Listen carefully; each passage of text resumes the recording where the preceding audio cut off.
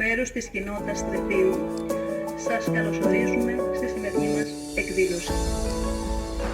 Στη λιγοστή Ελλάδα που μας απέλυνε, το μόνο που μπορεί να κάνεις είναι να δέεσαι στους θεούς της. Ποιους θεούς? Μα είναι πολλοί. Τόσοι όσοι ο πληθυσμός της χώρας. Έτσι γράφει ο Ελίτης στην Κυριακή Οδό, στο Ελευκό. Ευτοψία. Λοιπόν, ευρέθηκε ο χρυσός της Λιόριζας να της ταλάξει στα φύλλα της καρδιάς. Και από τις τόσες φορές όπου ξαγρύπνησε, σημά στο κυροπήγιο, καρτερώντας τα χαράματα, μια πυράδα παράξενη που είχε αρπάξει τα σοφικά. Ήθιστε σε κάθε εκδήλωση να υπάρχουν χαιρετισμοί.